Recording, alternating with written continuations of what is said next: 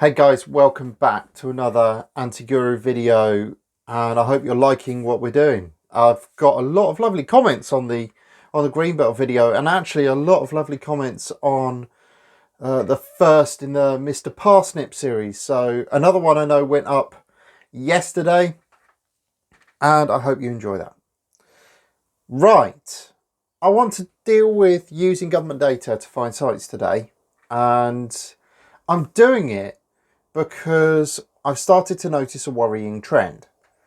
Now, the worrying trend is that site sourcing gurus, of which there are many, it appears you go on a site sourcing course by a guru and then you automatically become a guru. It's like a badge of guru-ness. You go on a course and then you automatically become a guru.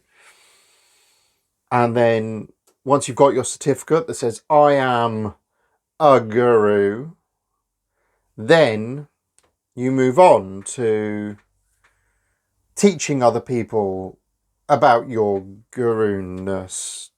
I don't know how that happens. I mean, I've been doing what I've been doing 18 years now. I've got the grey hair in the beard and the inexplicable fatness to prove it. And then I don't consider myself a guru at all. I just know what I know. So site sourcing gurus start their property guru-ness by looking at government documents. Now, that's all well and good. Understanding what the council knows is a brilliant starting point to understanding what you can and cannot do in a particular given area. But there are limits to their powers.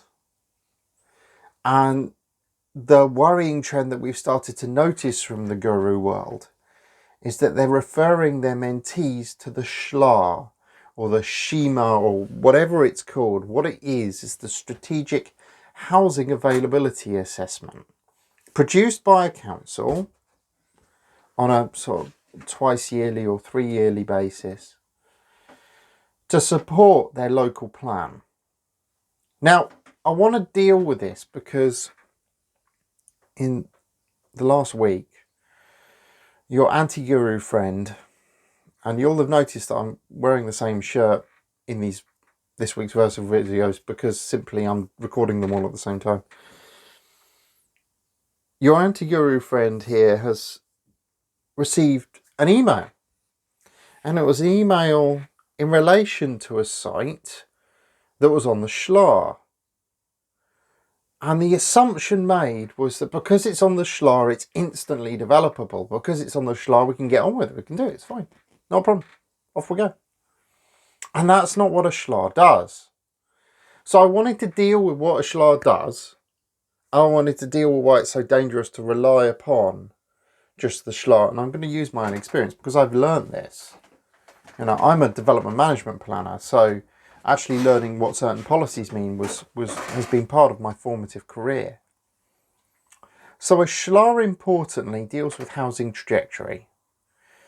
It is a document produced, a robust assessment produced, that allows a council to understand where its housing is going to come from, or where it's likely to come from, for the next local plan period, right? So what it's doing is it's looking broadly across all sites, etc., and is trying to identify where are they going to find their housing stock from, right? The SHLAA can be influenced by property speculators. So a property speculator can grab hold of a site and then go and have that site allocated in the SHLAA. But it's not an allocation. All it is a recognition that it's part of the direction of travel. Right? What a SHLAA doesn't do is allocate a site. It doesn't indicate that the site is otherwise developable in the short term. It basically says that this can be included as part of our housing projection. This is where we think we're going to get our housing from, subject to planning permission. Now, that subject to planning permission caveat we see a lot, don't we? we see on pretty much every auction item. We see on every development land up for sale on Rightmove or Zoopla or on the market or all of the others. And we see it in the SHLAA. That subject to planning permission requirement we see in the SHLAA. Now, why is this important?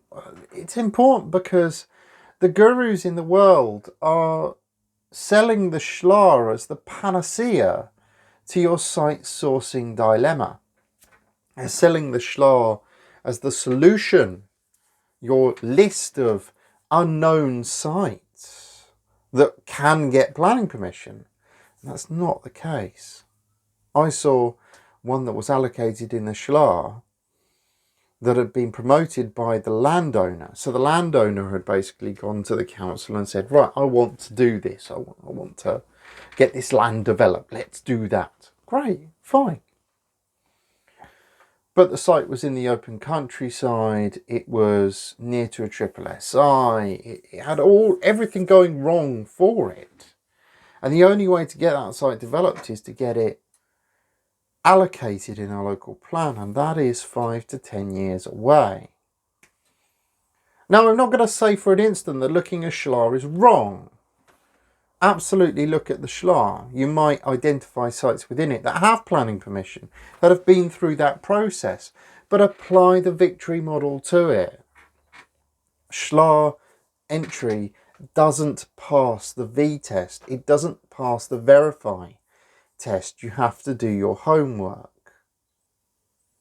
And that's part of the importance of the victory model, is to try and get people to do some homework before they go and expend time on a site that may take 10 to 15 years to come forward.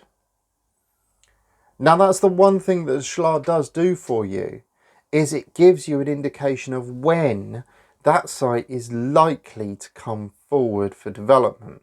The development timescales are built into every SHLAA. You have a 20-year bandwidth to play with, 0 to 5, 5 to 10, 10 to 15, 15 to 20, 20 plus. You're looking for the instantly developable. You're looking for the ones that can be developed now, 0 to 5 years. Ignore anything longer term. And importantly, read what is said. So many people contact us and say, well, it's in the SHLAA, so can I get planning permission on it now? Look at it, and you've got so many things to deal with. The answer is no. Needs an allocation in the local plan. The answer is no. And the SHLAA doesn't help you. So think about things logically. The gurus are utilising, especially the site sourcing gurus at the moment, are utilising this government information and saying this is your panacea, this is your get out of jail, this is the way to do it, ladies and gentlemen. And this will make you money. And actually, you have to do your homework on every single site. The one example I gave, and I'm not going to tell you where the site is, not going to tell you who the guru was or whatever else. But the example I gave got a very long email back explaining exactly how difficult it was. Now, suffice it to say, that is what a planning consultant's job is to look at sites and go, actually, can you do this or not? What is the reality of the situation? And you are in our victory model is reality after all. How can we make things work? I hope that's been of some interest.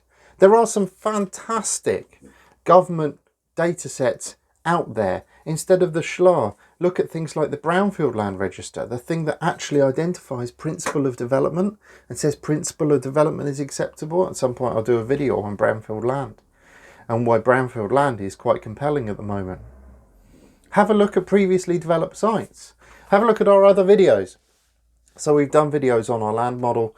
We've done videos on developing in the countryside, development in the greenbelt, etc, etc, etc, etc, etc. Have a look at those, because they do give some guidance as to how to do it. And if in doubt, call your friendly neighbourhood planning consultant. I hope that's been of interest. Have a look at those other videos, absolutely. Like, subscribe, comment. If you want to see something specific covered on the Anti-Guru, then please do a comment, because we're going to be continuing irrespective of whether we're locked down or not. I've built this studio now, I'm going to use it. So absolutely, like, subscribe, comment on the Anti-Guru channel. You could also catch up with us at TP Expert now, because we're posting in there as well, tpexpert.org. Have a look at that, and I will see you guys on the next one. Have a great